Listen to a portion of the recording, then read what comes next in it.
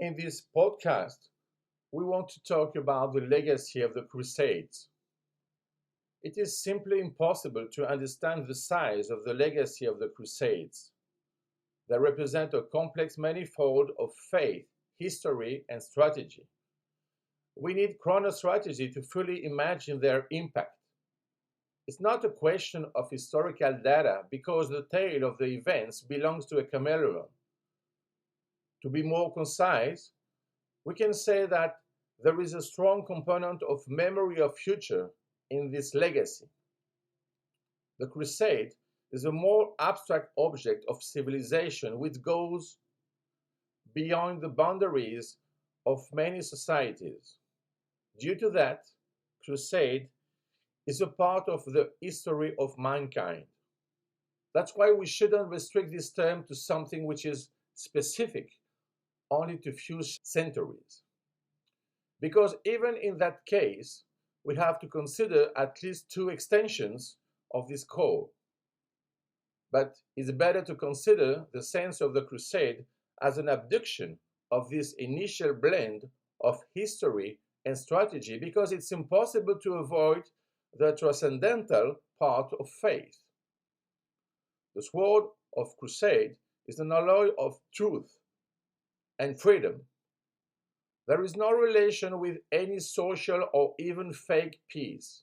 The crusade is definitely a characteristic of the mentation of the warriors of mankind against barbarity. Let's now consider the crusade as a strategic counterattack. The point is the following.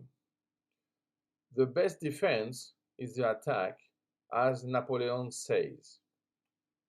But the best attack is certainly the counterattack.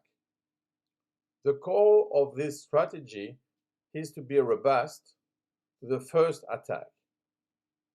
Many people see only the dominant concept of attack, and very few understand the importance of the counterattack.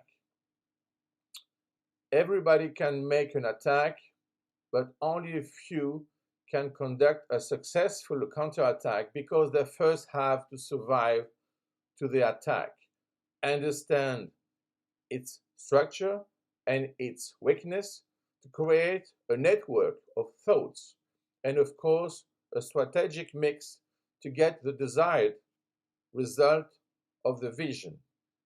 If we consider all those points, we can realize that the crusade is a strategic counterattack.